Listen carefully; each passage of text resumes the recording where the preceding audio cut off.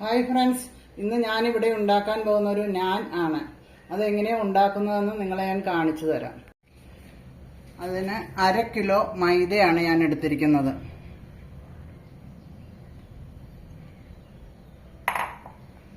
അതിലേക്ക് ഒരു മുട്ട പൊട്ടിച്ചൊഴിക്കുക.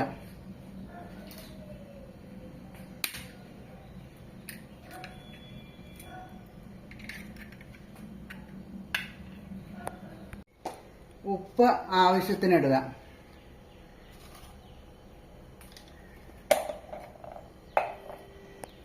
കപ്പ് പാലൊഴിക്കുക. 3 ടേബിൾ സ്പൂൺ തൈര്,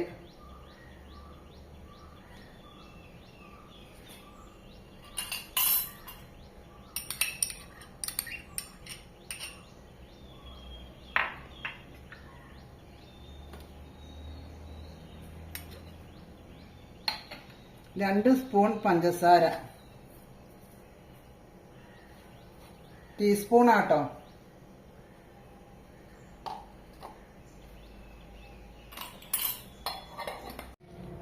ബേക്കിംഗ് പൗഡർ ഒരു 1/4 ടീസ്പൂൺ ഇടണം.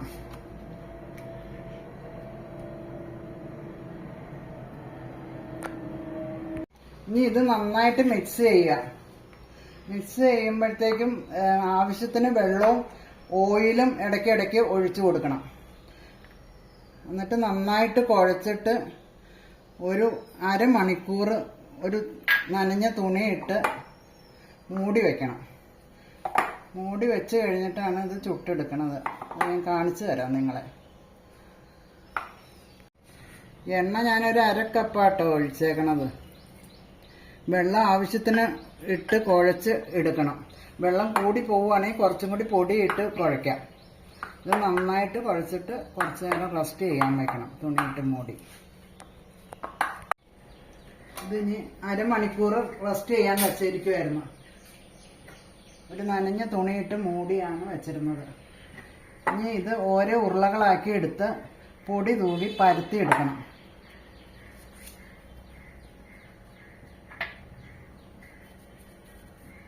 കൈകൊണ്ട് ഒന്നിങ്ങനെ ഇതാക്കി എടുക്കണം.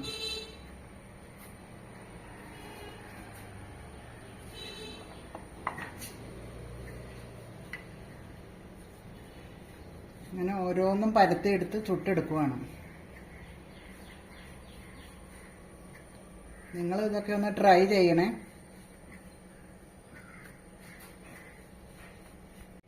അങ്ങനെ ഇതെല്ലാം പരത്തി എടുത്തിട്ടുണ്ട്. ഇനി ഇത് ചുട്ടെടുക്കുക.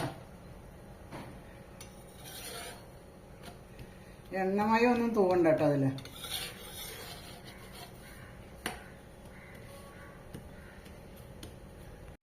ഞാനിവിടെ റെഡി ആയിട്ടുണ്ട്. ഇത് ഈ കട്ടിയിലാട്ടോ ഇത് ഉണ്ടാക്കേണ്ടത്. ഇത് നല്ല സോഫ്റ്റ് ആണ്. ഇത് ചിക്കൻ കറിയും കടലക്കറിയും എല്ലാം കൂട്ടി കഴിക്കാം. ഞാനിവിടെ ചിക്കൻ പാലുകറി കൂട്ടിയാണ് ഇത് കഴിക്കാൻ പോകുന്നത്. ഇനി അടുത്ത ഒരു വീഡിയോ ആയിട്ട് വരുന്നവരെ നിങ്ങൾക്ക് എല്ലാവർക്കും ബൈ.